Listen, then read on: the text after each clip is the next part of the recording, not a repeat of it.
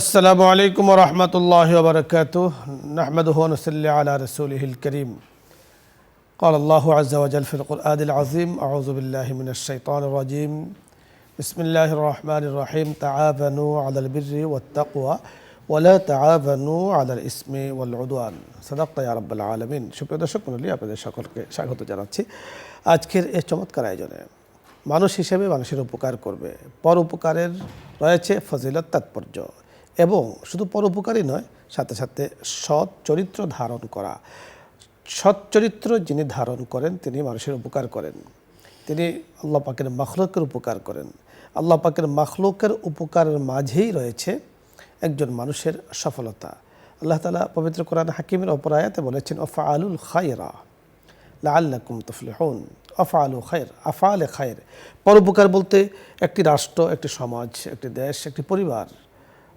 সাজে কিন্তু পরোপকারের মাধ্যমে মানুষ মানুষের জন্য মানুষের উপকার করবে এবং আমাদের আলহামদুলিল্লাহ আমাদের পরিচিত মহলদের মাঝে আমাদের আস্থাভাজনদের মাঝে অনেকের কথাই আমরা শুনেছি দেখেছি যে তারা খুঁজে খুঁজে পরোপকার করে মানুষের উপকার করে আলহামদুলিল্লাহ এর কারণে আল্লাহ পাকের নুসরত পাওয়া যায় আল্লাহ পাকের সাহায্য পাওয়া যায় ভরপুর নেয়ামত পাওয়া যায় দর্শক মণ্ডলী আলোচ্য বিষয় নিয়ে আপনাদের যদি আরও কিছু জানার থাকে বুঝার থাকে আপনি চাইলে প্রশ্ন করতে পারেন এই বিষয় নিয়ে আজকে বিস্তারিত আলোচনা করবেন বিশিষ্ট ইসলামী চিন্তাবিদ শিক্ষাবিদ খ্যাতিমান আলেম দ্বীন ডক্টর মোহাম্মদ জাবেদ আহমদ সহকারী অধ্যাপক ইসলামী আরবি বিশ্ববিদ্যালয়। আসসালামু আলাইকুম ওয়া রাহমাতুল্লাহি ওয়া বারাকাতুহু। মুহতারাম কেমন আছেন? আলহামদুলিল্লাহ, আপনি কেমন আছেন? আলহামদুলিল্লাহ। আজকে পরোপকার এবং সৎ চরিত্রের গুরুত্ব তাৎপর্য নিয়ে আপনার কাছে আমরা শুনবো, কারণ পরোপকার অত্যন্ত গুরুত্বপূর্ণ একটা ফল, একটা বিষয় এবং তার সাথে সাথে সৎ চরিত্র ধারণ করা, চরিত্র এই আদর্শ লালন করা, এটাও অত্যন্ত গুরুত্বপূর্ণ একটি অধ্যায়। দুটো বিষয় আপনার কাছে সংক্ষিপ্তভাবে শুনবো। হ্যাঁ, আপনাকে অনেক ধন্যবাদ। সুন্দর দুটো বিষয় আপনি উপস্থাপন করার জন্য আমাকে বলেছেন। সৎ চরিত্র এবং পরোপকার দুটোই অঙ্গাঙ্গিভাবে জড়িত। মূলত পরোপকারটা যদি আমরা বলি যে সৎ চরিত্রই একটা শাখা বা অংশ হিসেবে আমরা ধরে নিতে পারি। পরোপকারটা মূলত একটা হুসনুল খুলুক, যে আমরা বলছি যে সচ্চরিত্র, এটা একটা অংশ হিসেবে ধরে নিলে তাহলে আমাদের কোনো সমস্যা নাই। তাহলে আমরা একটা অপর সাথে একটা পরিপূরক হিসাবে আমরা দেখতে পারবো। তো এই ব্যাপারে কোরআন ও হাদিসে বিশদ আলোচনা রয়েছে। রাসূল সাল্লাল্লাহু আলাইহি সাল্লাম বলেছেন যে আকমালুল মুমিনিনা ঈমানা আহসানুহুম খুলুকা। মুমিনদের ঈমানের যে পরিপূর্ণতা, এটা নির্ভর করে তার সচ্চরিত্রের মধ্যে।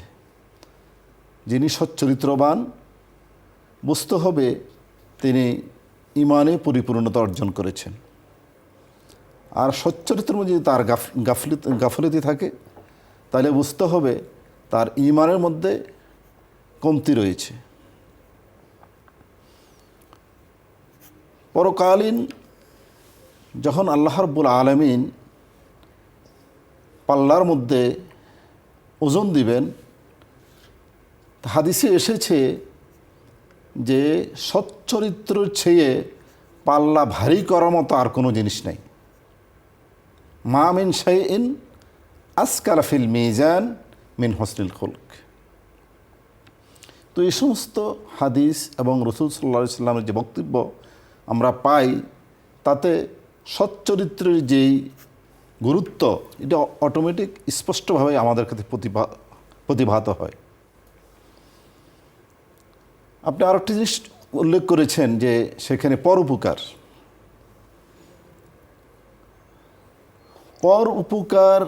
একটা মহৎ কাজ। সমাজের মধ্যে মানুষ পীড়িত, রোগাক্রান্ত কিংবা বিভিন্ন প্রয়োজনে একে অপরের দ্বারস্থ হয়।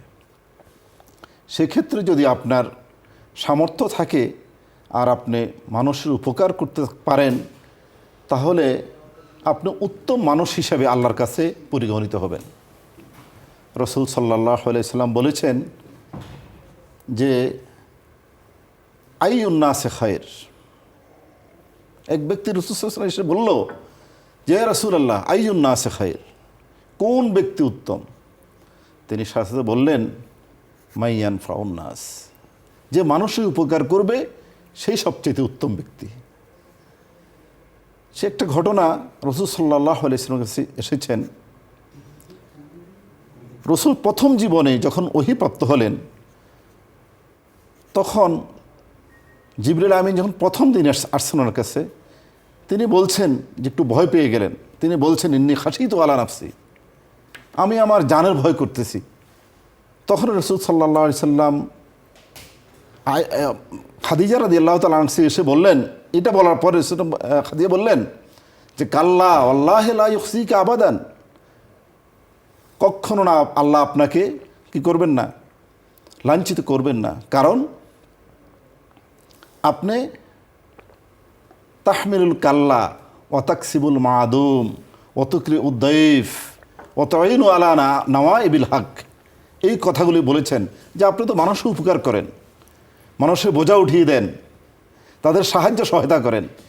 এই যে পরোপকারের যে দৃষ্টান্ত একবার প্রাথমিক জীবন, ওহির প্রাথমিক জীবনে খাদিজা রাদিয়াল্লাহু তাআলা আনহা বলেছেন, একবারই বুখারী শরীফের প্রাথমিক দিক যে হাদিসটা রয়েছে, আমরা এটাকে মানদণ্ড হিসেবে ধরে নিতে পারি যে আমরা মানুষের উপকার করব।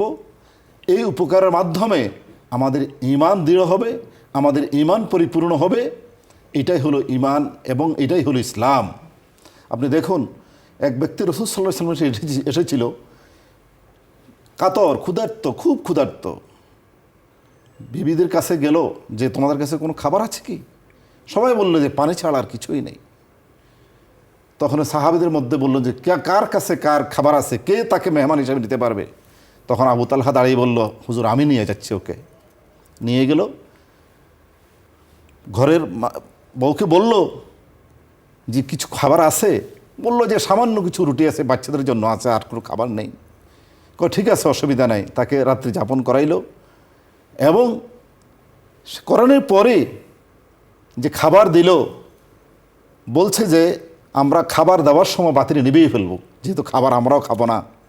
তখনই তিনি বাতি নিয়ে ফেললেন, আর মানে খাবার মতো করে মুখ আমড়াইতে লাগলেন, যে মনে হয় যেন এই মেহমানদের সাথে এই বাড়িওয়ালারা খাচ্ছে। আসলে তা নয়। আপনি বড় চমৎকার বলছিলেন। এই ধরনের বহু দৃষ্টান্ত দর্শক মণ্ডলী হাদিসে পাকের মধ্যে আছে। চলুন পরোপকার করি, নেক কাজ অর্জন করি, চরিত্রকে আল্লাহ পাক রাসূল আকরাম সাল্লাল্লাহু আলাইহি ওয়াসাল্লামের মাধ্যমে আমাদেরকে যেভাবে করতে বলেছেন সেভাবে গড়ি। আল্লাহ পাক আমাদেরকে তৌফিক দান করুন। দর্শক মণ্ডলী, আলোচ্য বিষয় অথবা ইসলামের কোনো বিষয় নিয়ে যদি প্রশ্ন করার থাকে আপনি প্রশ্ন করুন, আমরা চেষ্টা করব কথা বলার জন্য। আসসালামু আলাইকুম ওয়া রাহমাতুল্লাহ। দর্শক পরিচয় বলে প্রশ্ন করুন। আসসালামু আলাইকুম। ওয়া আলাইকুম আসসালাম। প্রশ্ন করব? জি বলুন, প্রশ্ন বলুন। প্রশ্ন করছিলাম যে আমার সম্পত্তির অংশ থেকে আমার স্ত্রীকে এবং আমার একমাত্র মেয়ে, কোনো ছেলে নেই, মেয়েকে লিখে হজে যেতে পারবো কিনা এটা। আর 2 নম্বর প্রশ্ন হলো, আমার মেয়ে মারা গেছে 1 বছর হলো। যখন মারা যায় বয়স ছিল 7 বছর 11 মাস 10 দিন। আমি একটা কবরের পাশে মাথার দিকে একটা বকুল ফুলের গাছ লাগিয়েছিলাম। কবরে এখন 2টা বট গাছ হয়েছে আর একটা খড়ি গাছ হয়েছে। গাছগুলো কি রেখে দিব না কাটে ফেলবো, খড়ি গাছগুলা বট গাছটা? জি ধন্যবাদ। বকুল ফুলের গাছটা আমরা কথা বলছি পরের দর্শক। আসসালামু আলাইকুম ওয়া রাহমাতুল্লাহ।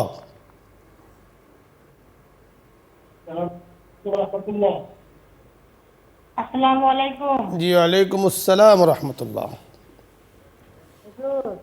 প্রশ্ন বলুন। ভালো আছেন? জি আলহামদুলিল্লাহ, আল্লাহ তাআলা ভালো রেখেছেন।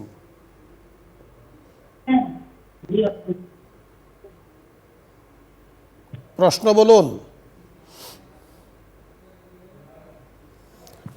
এরপরের দর্শক। আসসালামু আলাইকুম।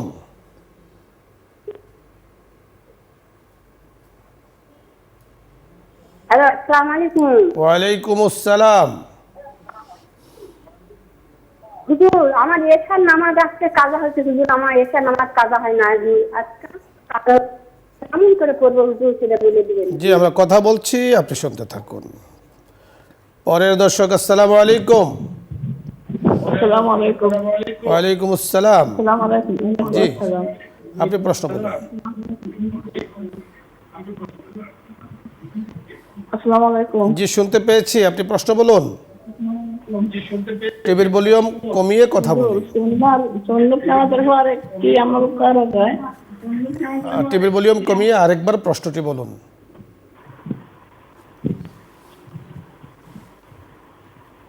জি টিভির ভলিউম কমিয়ে আরেকবার প্রশ্ন করুন।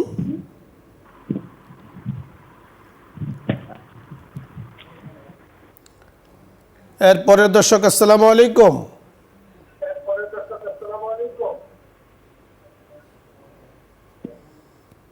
জি দর্শক প্রশ্ন বলুন। হ্যালো, আসসালামু আলাইকুম। ওয়ালাইকুম আসসালাম ওয়া হুজুর, রাহমাতুল্লাহ। সুনামগঞ্জ ধরমপাড়া থেকে ইউনুস বলছিলাম। জি ইউনুস সাহেব প্রশ্ন বলুন।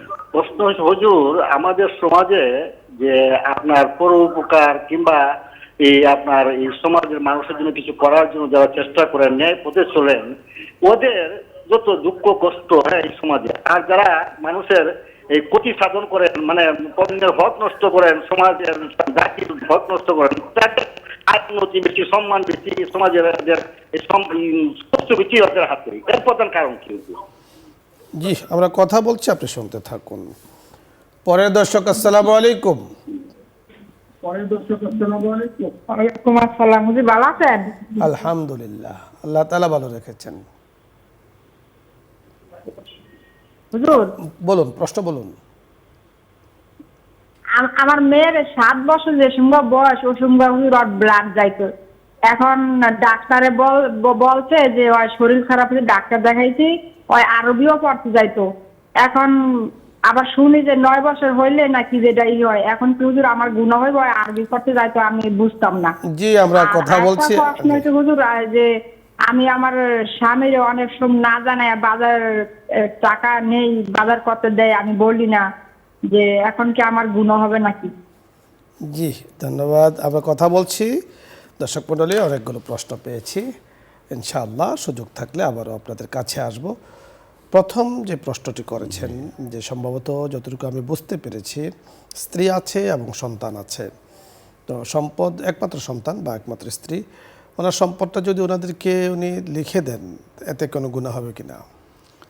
দেখুন, ওনার যদি মানে ছেলে সন্তান না থাকে, শুধু মেয়ে সন্তান থাকে, সেটা ফারাইজ মোতাবেক বন্টন করার যে বিধান আল্লাহ রাব্বুল আলামিন আমাদেরকে দিয়েছেন, সেই অনুযায়ী বন্টন করতে হবে। শুধু একা একই মেয়েকে লিখে দিলে সেটা আসলে ফরাইজ মোতাবেক না আপনার হয়। সম্পদ তো আপনি আসলে যেহেতু মালিক, আপনি যা ইচ্ছাই তাই করতে পারেন। চাইলে পুরোটা আপনি দানও করতে পারেন, পুরোটা এক ব্যক্তিকে দিতে পারেন, যতক্ষণ পর্যন্ত আপনি মালিক থাকবেন। জি, কিন্তু যখন আপনি ইন্তেকাল করবেন, তখন এই সম্পদটা ফরাইজ অনুযায়ী বন্টন হবে। জি, তখন এই সম্পদের মাঝে স্ত্রীর হক আছে, সন্তানের হক আছে, ভাই ব্রাদারের হকও আছে, আসাবা হিসাবে জি। তাদের হক আছে।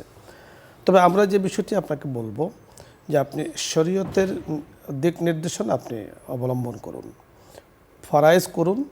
আপনার জীবদ্দশায় আপনার এই সম্পদ আছে, এখন আপনি কিভাবে বন্টন করতে চান, দারুল ইফতা থেকে আপনাকে লিখিত সমাধান দিয়ে দিবে, পরিমাণ তারা একদম আপনাকে বলে দেবে, পাই টু পাই আপনাকে ডিরেকশন দিয়ে দেবে। তখন আপনি আশা করছি ভালো একটা কিছু পাবেন। আপনার সন্তান মারা গিয়েছে, সেখানে গাছ উঠেছে, সম্ভবত কাঠ গাছ, এখন কি করবেন? কাঠ গাছ নিজের যদি কোনো হয়ে থাকে, সেটা তিনি ব্যবহারও করতে পারবেন, অথবা রেখেও দিতে পারেন। এটা তো ওনার ইচ্ছাধীন, এটা কোনো সমস্যা হবে না। কবরস্থানকে আসলে হেফাজত করা জরুরি। জি, হেফাজত করা জরুরি। দর্শক মণ্ডলী, আমরা যারা আছি দেখছি, অনুষ্ঠানের সাথে যুক্ত আছি, কবরস্থানকে হেফাজত করা জরুরি। আপনি যে কোনোভাবে হোক হেফাজত করবেন, যাতে গরু ছাগল না মারিয়ে, যাতে অসম্মান না হয়, এটা অবশ্যই আপনাকে হেফাজত করতে হবে। এখন গাছপালা তরুলতার ব্যাপারে আমাদের মুরব্বিয়ানে কেরামদের একটি কথা আছে, কবরস্থানে যদি দীর্ঘদিন পর্যন্ত কোনো গাছ তরুতাজা থাকে, তো এই তাজার কারণে, কারণ গাছও কিন্তু আল্লাহ পাকে তাসবিহ পাঠ করে, জিকির করে, এবং প্রতিটি প্রাণী আল্লাহ পাকে জিকির করে, গাছে মাছে বাসে সকল কিছু আল্লাহ পাকে জিকির করে। তো এই গাছগুলো যেখানে উঠছে, তো সেখান থেকে তো আল্লাহ পাকে জিকির করছে, তাসবিহাত পাঠ করছে। তো এই তাসবির ফায়দা কিন্তু কবরবাসী পেয়ে যাচ্ছেন।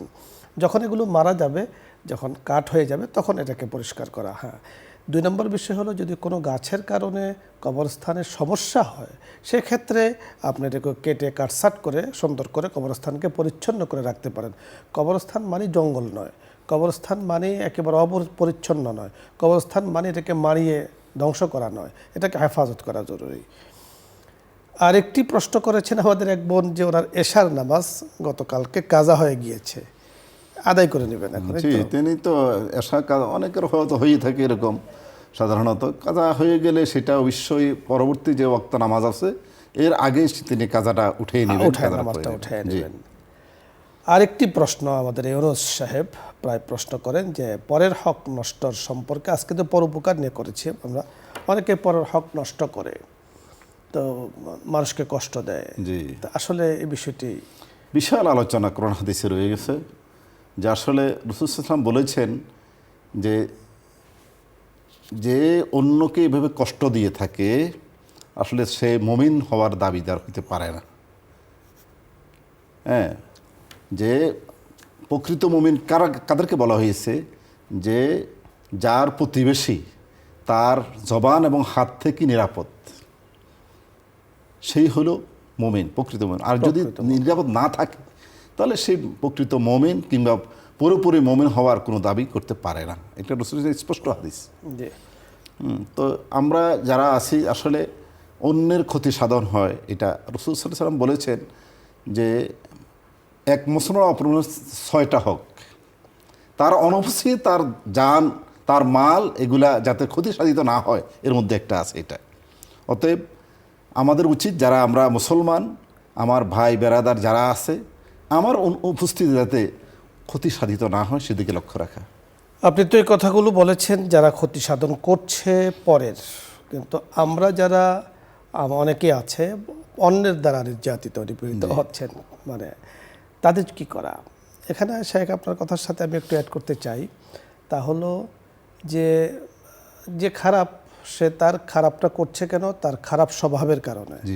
তার খারাপ স্বভাব দেখে আমি আবার ভালোটাকে নষ্ট করতে পারবো না, অবশ্যই আমার ভালোটাকে আমি কখনো নষ্ট করতে পারবো না। দেখুন, সে তার কি বলে চারিত্রিক দোষের কারণে হোক, অন্য কোনো স্বভাবের কারণে হোক, সে বদনাম রটাচ্ছে, মানুষের ক্ষতি করছে, অপকার করছে। আর আমি তারটা দেখে যদি আমিও সেটার সমান সমান বদলা দিই তাহলে তো আমি তার মতো হয়ে গেলাম না। আমাকে যদি বলেছেন আহসিন ইলা মান আসা ইলাইক, আমাকে যদি কথার কথা আমরা স্বাভাবিক একটা মিসাল হিসাবে যদি নিতে পারি, আমাকে একটা সাপ কামড় দিয়েছে, আমি কি তাকে কামড় দিতে পারবো? কামড় দিতে পারবো না। বরং আমাকে একটা কুকুরে কামড় দিয়েছে, আমি কি তাকে পাল্টা কামড় দিব? না, কামড় দেব না। তো আমি তারটা সে করেছে, নিকৃষ্ট স্বভাবের আচরণ সে করছে, আমি তাকে বদলা দেব আমার সুন্দরটা দিয়ে, তার কারণে আমার সুন্দরটা আমি নষ্ট করব না। তাহলে অনেক সময় আমরা মানুষ হিসাবে আমাদের ভেতরে জিদ চলে আসে, রাগ চলে আসে, বদলা নেওয়ার, বলে এই যে এই অবস্থায় নিজেকে কন্ট্রোল করা, এ হলো প্রকৃত বাহাদুর। প্রকৃত বাহাদুর আপনাকে আমাকে বলা হয়েছে যে প্রতিশোধ নেওয়ার একদম প্রবল শক্তি থাকার পরেও প্রতিশোধ নিজেকে কন্ট্রোল করা, এটা হলো প্রকৃত বাহাদুর। আমরা প্রকৃত বাহাদুর হতে চাই, এজন্য সাবধান। আমার সুন্দর স্বভাব আমি একজন খারাপ মানুষের কারণে নষ্ট করব না, আমি ভালোটা দিয়ে যাব। তার আচরণ পছন্দ হইলেও আলহামদুলিল্লাহ, না হলে আমি দূরে থাকবো, কিন্তু আমারটাকে আমি নষ্ট করব না। মেয়ের সম্ভবত উনি যেটা বলেছেন 7 বছরে সম্ভবত মিন্সের সমস্যা দেখা দিয়েছে। তো 7 বছরে যেটা দেখা দিয়েছে আসলে তো এটা কিতাবের পরিভাষায় মাসিক বলে অথবা মিন্স বলে, হায়েজ বলে। 7 বছরের ব্যাপারে কি বলবেন আপনি? সাধারণত 7 বছরে একটা মেয়ে সাধারণত হয় না, এটা ফিকার কিতাবে যতটুকু বয়সের কথা বলা হয়েছে। তো এটা অবশ্য রোগ হিসাবে চিহ্নিত করা যাবে। রোগ হিসাবে চিহ্নিত করতে গেলে তার সকল কর্ম স্বাভাবিকভাবে করবে, এটাই শরীয়ত। অর্থাৎ আপনি যেটা বলেছেন যে 7 বছরে তার ব্লাড দেখা গিয়েছে, তখন তাকে আপনি আরবি পড়াতে পাঠিয়েছেন, কোনো সমস্যা নেই, কোনো সমস্যা নেই। কারণ এটাকে 7 বছরে সাধারণত হাইজ বা মিন্স বা মাসিক এটা হয় না মেয়েদের। এটা হয় কখন? এটা হয় যখন বালেগ অথবা কুরবুল বালেগ, অর্থাৎ সে যখন বালেগা বয়স প্রাপ্ত হবে অথবা তার কাছাকাছি যাবে তখন। আর এটার বয়সটাই কিতাবে মুফতি আনে কেরাম বলেছেন 14 থেকে 15 বা 13 বছর 12 তো অনেকের হয়ে যায়, এর নিচে না। এই জন্য আপনি বলেছেন যে 9 বছর বা 10 বছর, বা আসলে এটা তো হয় না। এজন্য আপনি তাকে আরবি পড়তে পাঠিয়েছেন, এটা রোগ হিসাবে চিকিৎসা করাতে হবে, চিকিৎসাও আছে, চিকিৎসা করালে ভালো হয়ে যাবে। আরবি পড়াতে পেরেছেন, আপনি কোনো অন্যায় করেন না বা গুনার কাজ করেন নাই, আশা করছি আপনি বুঝতে পেরেছেন। স্বামীকে না জানিয়ে আপনি কিছু টাকা পয়সা খরচ করেছেন, কাজটা ঠিক হয়নি। আর যদি আপনি সংসারের জন্য করে থাকেন, শাইখের কাছে আমরা উত্তরটা আসলে যেহেতু স্বামী উপার্জনকারী, স্বামীর অনুমতি নিয়ে খরচ করতে হয়, এটাই স্বাভাবিক। তবে স্বামী যদি আগে থেকে আপনাকে অনুমতি দিয়ে রাখে যে না আমার এখান থেকে কোনো খরচ করতে পারে, তো কোনো সমস্যাই নাই।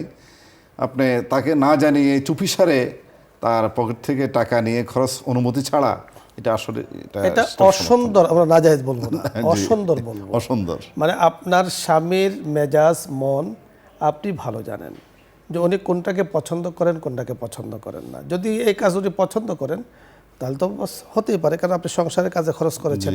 স্বামী সবসময় অফিসের কাজে অথবা ব্যবসার কাজে বিভিন্ন কাজে যুক্ত থাকেন, মন মেজাজ সবসময় ঠিক থাকে না, আপনি সংসারের কাজে করছেন, ঠিক আছে। কিন্তু এখান থেকে টাকা নিয়ে অন্যত্র সরিয়ে ফেলা, অন্যত্র খরচ করা, এটা কিন্তু আমার জায়েজ নেই। হ্যাঁ, এটাকে খেয়াল রাখতে হবে। সাংসারিক কাজে, বাচ্চা কাচ্চাদের কাজে, তরকারি কিনবেন, আপনি স্বামী ঘুমিয়ে আছে, এখন আপনি কথার কথা বাচ্চাকে পাঠিয়ে তরকারি আনবেন। এখন স্বামী অফিস থেকে সারা রাত্র ছিল, কাজ করেছে, উঠেয়া বলবেন যে 10টা টাকা দাও, আমি এখন বাজার আনতে যাব বা বাজার পাঠাবো, অথবা বাচ্চার স্কুলে পয়সা টাকা দিতে হবে। এটাতে আসলে স্বামী আরও খুশি হবে যে বুদ্ধিমানের কাজ করেছে, সেটা আপনি ভালো বুঝবেন।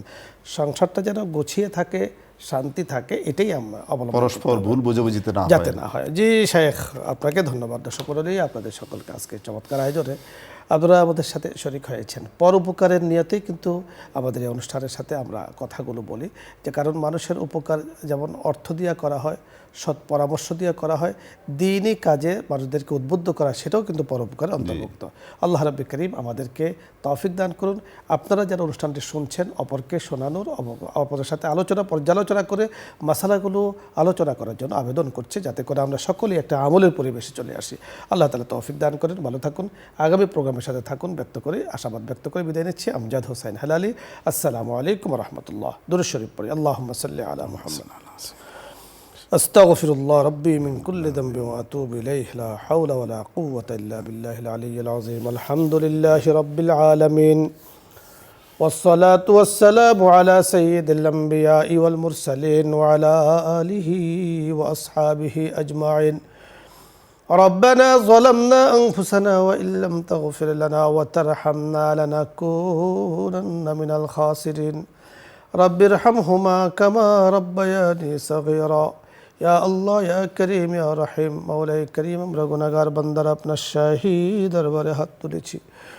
ওগো করিম, ওগো রহিম, মেহরবানি করে আমাদেরকে আপনি মাফ করে দেন। নিউজ 24 ইসলাম আমরার সাথে যারা যুক্ত আছে, আমাদের সকলকে মাফ করে দেন।